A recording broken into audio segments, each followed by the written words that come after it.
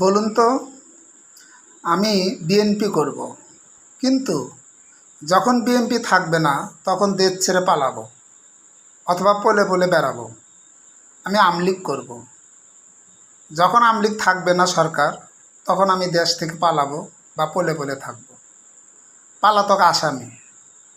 তাহলে এখন বলুন তো আপনারাই যে আমি কোন দলের জন্য জীবন দেব? প্রশ্ন আপনাদের কাছে। দ্বিতীয় প্রশ্ন হলো, এখন যে স্থানীয় সরকার আছেন, সে যেদিন নির্বাচন ঘোষণা দিবেন এবং সে যেদিনকে তত্ত্বাবধায়ক থেকে বাতিল যাবে, সেদিন কি সে দেশেই থাকবে না দেশ ছেড়ে পালাবে? আমাদের যতগুলো তত্ত্বাবধায়ক কন, সরকার কন, আমলিগ কন, বিএনপি কন, যখন যে দল নেমে গেছে সেই দলই পালিয়ে পালিয়ে বেড়াইছে। কেন? তারা কি বাংলাদেশের লোক থাকে না তখন? মানে যে যখন যে দলে আসে সেই দলই শুধু দেশের মানুষ, আর বাকিগুলো কি দেশের মানুষ না? নির্বাচন এমন একটা নির্বাচন দেওয়া উচিত যে কোনো মানুষ দেশ ছেড়ে যেতে পারবে না। দেশের মধ্যেই তাকে সরকার থাকাকালীন জন্য বিচার করে যেন তার আইনের ভিতরে আনা যায়, সেরকম দেশ চাই। এখন প্রথম কথা হলো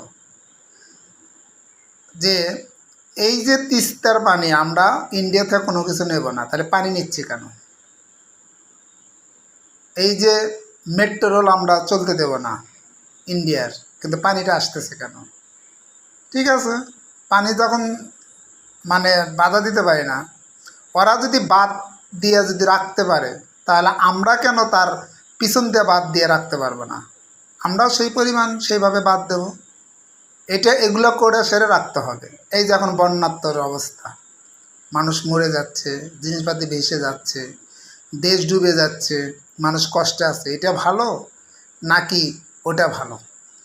কত টাকা কতভাবে কত মূর্তি কত কিছু করে টাকা নষ্ট করলো, সেই টাকাগুলো দিয়ে কি বাদ দেওয়া যেত না?